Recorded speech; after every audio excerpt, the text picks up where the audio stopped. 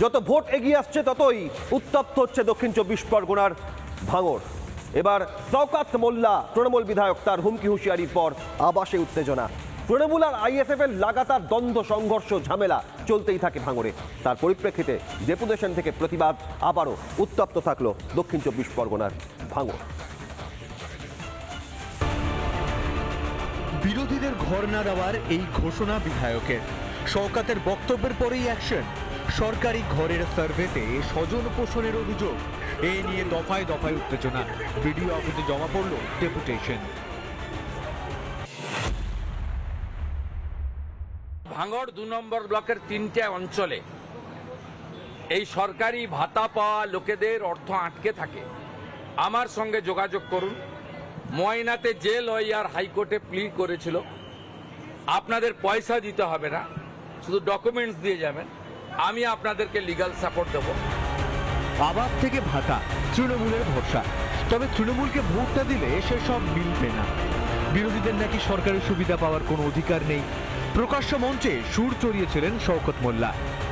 আর CMR থেকে যে ঘর এসছে তৃণমূল কংগ্রেসের কর্মীরা পাবে, এটা তাদের অধিকার, ওই দালালদের অধিকার নেই যারা প্রতিদিন মমতা বন্দ্যোপাধ্যায়কে মামাসি তুলে গালাগালি করে, অভিষেক বন্দ্যোপাধ্যায়কে মামাসি তুলে গালাগালি করে। আমরা বলছি টাকা আমরা বন্ধ করে দিয়েছি, যদি হিম্মত থাকে বাপের বেটা হও, সেই টাকা নিয়ে নাও, দেখি কত বাপের বেটা আছো তোমরা। রবিবার শওকতের শ্মশানী, আর সোমবার সকাল থেকেই ভাঙড়ে আবাস উত্তেজনা। সকালে ভাঙড় 2 নম্বর ব্লকের ভুমরু এলাকায় বাংলার বাড়ি সার্ভে করা নিয়ে আইএসএফ ও তৃণমূলের মধ্যে অশান্তি বাধে। কোথায় ছিলে তুমি তখন?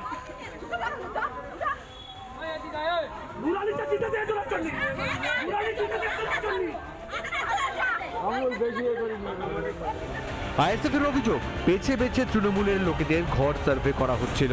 প্রতিবাদ করেন স্থানীয় বাসিন্দা এবং আইএসএফ এর কর্মী সমর্থকরা। এর জেরে এলাকায় উত্তেজনা ছড়ায়। উত্তর কাশীপুর থানার পুলিশ বাহিনী গিয়ে পরিস্থিতি নিয়ন্ত্রণে আনে। এটা তো হবে না, প্রতিবাদ নিশ্চয়ই হবে, এবং উনি ইচ্ছাকৃতভাবে ভাঙড়ের মধ্যে, সাধারণ মানুষের মধ্যে ভাঙড়ে এই ধরনের গন্ডগোল তৈরি করার জন্য এই ধরনের অপপ্রয়াস তিনি চালাচ্ছেন। হঠাৎ করে আইসিআর এসে বলছে ঘর আমরা দিয়েছি, আমাদের ঘর আগে হবে, তৃণমূলের ঘর হবে না।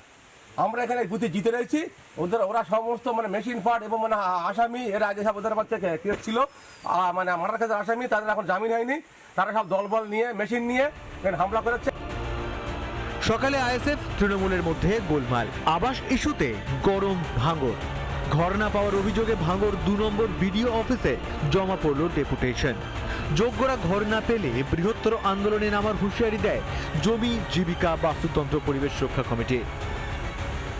ক্যানিং পূর্বের বিধায়কের যে মন্তব্যের ভিত্তির উপরে দাঁড়িয়ে যেভাবে এই প্রশাসন যেভাবে চলার চেষ্টা করছে, আমরা আজকে যেমন ডেপুটেশন দিলাম, এই ব্যাপারে নির্দিষ্ট ব্যবস্থা যতক্ষণ পর্যন্ত অবিলম্বে যাতে ব্যবস্থা নেয় তার দিকে আমরা লক্ষ্য রাখছি, না হলে আমরা এরপর বৃহত্তর আন্দোলনের দিকে যাব।